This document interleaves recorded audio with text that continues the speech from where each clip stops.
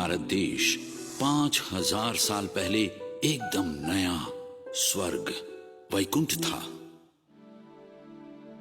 आदि सनातन देवी देवता धर्म की आत्माएं ही इस विश्व सृष्टि नाटक में अभिनय करने आई थी।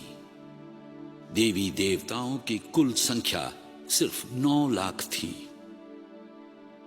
सतयुग में अलग अलग राज्यों में कृष्ण और राधा राजकुमार और राजकुमारी के रूप में रहते थे। इन्हें स्वयंवर के बाद पट्टाभिषेक के समय ही लक्ष्मी नारायण कहा गया। इसलिए कृष्ण का जन्म दिवस सब मनाते हैं, नारायण का कोई नहीं मनाता, क्योंकि कृष्ण और नारायण एक ही है। विष्णु लक्ष्मी नारायण का प्रतीक है, इसलिए विष्णु कोई अलग व्यक्ति नहीं है।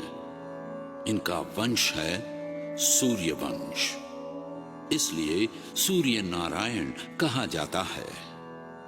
इनका कुल है देवता कुल।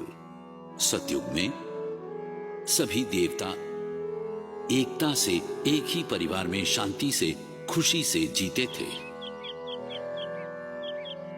मृत्यु, दुख, रोना वहां कुछ भी नहीं थी।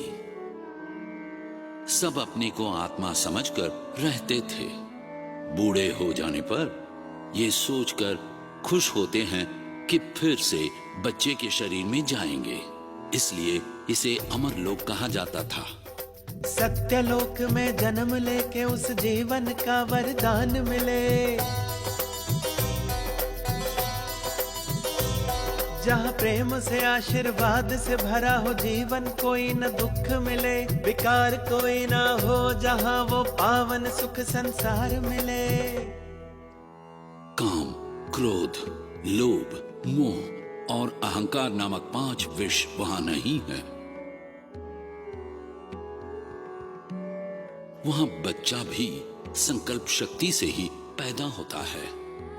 जैसे महाभारत में सूर्य द्वारा कुंती के पुत्र कर्ण ने जन्म लिया, वैसे ही सतयुग में 1250 वर्षों में देवी देवता 8 जन्म लेते हैं। इसके बाद त्रेता युग शुरू होता है। त्रेता युग में सीता और राम का राज्य है।